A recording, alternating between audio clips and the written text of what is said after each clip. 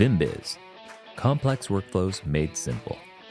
Coming to you live from NAB in Las Vegas, Danielle Boudreau presents Human Resources, Scheduling and Timecards. Okay, hello everybody. Thanks so much for joining me, whether here in person or virtually. My name is Danielle, and I'm here to continue where Stefan left off with his presentation, and I will be presenting the scheduling to actuals portion of the VimBiz software. So earlier we saw that Stefan had some allocations and he assigned them to some actual employees, and now it's time to validate schedules and publish employee schedules. So in VimBiz, we use the team scheduler. And as you can see, this form is a veritable hub of information. We've got warnings, we've got colors, we've got numbers, we've got calculations. All of this are used to help the planner and making sure that to help them make their job a little bit easier. So for example, if we scroll down a little bit, we can see that Tina was actually scheduled above her regular hours. I know it's probably hard to see on the TV screen, but on my laptop screen, it's bright orange. So this is to help the planner not schedule too much overtime, right? It won't cost too much money to the organization. Not only that, but on the far right-hand side of the screen, we have some numbers, we have some calculations, and these are to make sure that the regular hours for the employee are respected. So again, they're not being scheduled too much or too little. Okay, so introductions out of the way. I'm going to demonstrate how VimBiz would handle a very common scenario in the broadcasting world, which is when things happen at the last minute. Schedules need to be changed, things need to be moved around. So let's say, for example, that Brittany, she actually forgot that she had a dentist appointment on the 11th. So I'll pretend to be Brittany. And let's say that I'm sitting on my couch and I open up the mobile app. Okay, so now Brittany is at home and she's like, oh my gosh, I totally forgot. I have a dentist appointment, and she opens up her shift request that she actually drafted but never fully submitted. And she's going to open it up. And not only are shift requests used for things like dentist appointment, but it's also used for all kinds of absences. Not only that, but it's also a very useful tool for freelancers to submit their availability and unavailability. So Brittany will say, so sorry, I can't believe I forgot, and then she will submit her shift request. Now back in VimBiz land, as the planner, it is my job to accommodate for this last minute change. If I give the form a quick refresh, I can now see, I know it's hard to see, it's bright orange on my screen, that something changed. There's a warning to say that her request was submitted.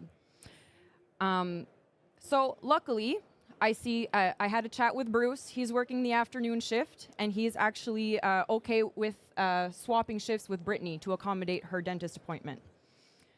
So by doing that, we will accommodate both employees.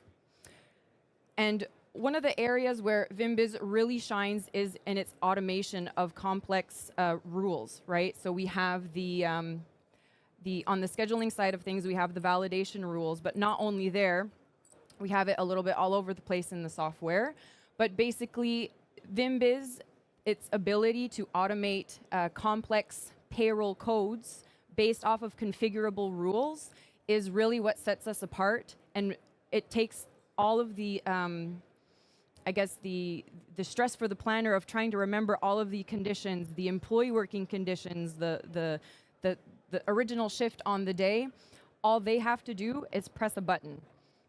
So Bruce, because we changed his schedule at the last minute, he's entitled to some compensation.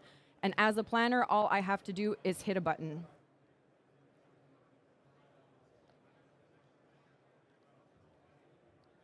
And just like that, the system automatically detects where the compensation should go on the day. So now that I've accommodated for this last minute change, it's actually time to republish these schedules. So I will do so here. And as you can see, VimBiz offers quite a few different ways to communicate the employee schedule change. So we have via email notification, by SMS notification. We also have Outlook integration. And then we also have the mobile app and the web app that has the reports where the employee can view their published schedule. But let's be real, there's always an excuse where the employee could say, oh, I didn't get that notification. And that's why we have the little red telephone icon that's visible in the screen now. So the planner is reminded to call the employee and make sure that they're aware of their change schedule. Okay, so now let's pretend that I'm Bruce and April 11th is now here, and it's time for me to fill out my time card. So I'm sitting at home at my computer, and I'm logging in on the Timecards on the mobile, sorry, not the mobile app, on the web application. So not only did I get a lot of late notice compensations, but I also had a crazy week where I worked extra late on Tuesday. I went home early on Monday, and again, I had to stay late on Wednesday. And like I mentioned earlier, in the scheduling side of things, the power of VimBiz really comes from the automation. So this is also in the time card. All the employee needs to do is change their start or end time and hit a button to balance their time card. And we have a claim rule engine in the background that makes sure that all of the claims are correctly added. So this is personally my favorite area of VimBiz. I love to geek out about the claim rule automation. I won't get into all the technical jargon right now, but I will say a story about SVT, which was one of our first customers that started using the claim rule automation in the time cards.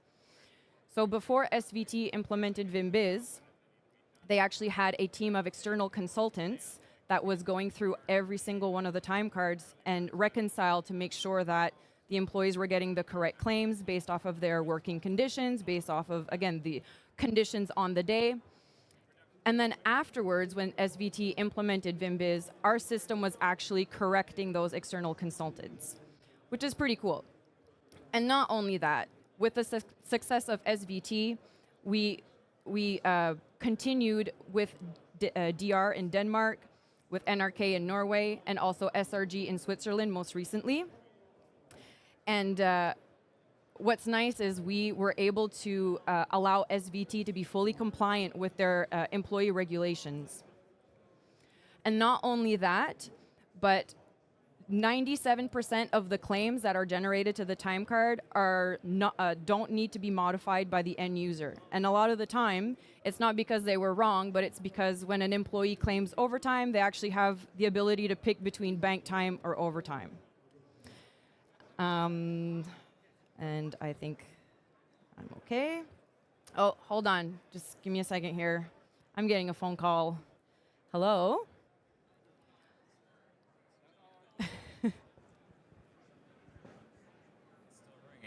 Yeah. It's John calling, and I'm not feeling very well today, so I'm not sure I'm going to be able to come in for my shift, actually.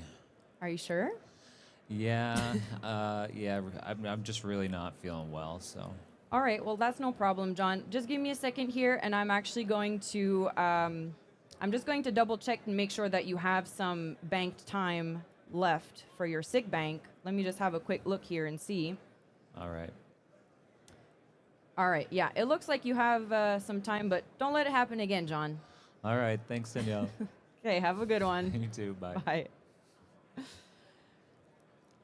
So again, not only do we have the automation in the scheduling side of things and in the time card, we also have a rule engine for when an employee calls in sick. So depending, again, on the employee working conditions, the conditions on the day, the system will automatically detect the correct compensations that are owed to this employee. So by calling in sick, I then have a clear visual indication. And I know what you're wondering, what happened to that shift on that day? Well, I'm glad you asked. Basically, because it came from Stefan's original demonstration, it was a required shift for a production on that day. that shift was actually reallocated to a virtual employee, and Stefan was actually notified that one of his assignments were unallocated. So now he can go into the scheduling assignments and resource allocation form, and he can reallocate this assignment to a different employee to make sure that their requirements are filled. Any questions? No? And that's it. Thank you so much for participating with me.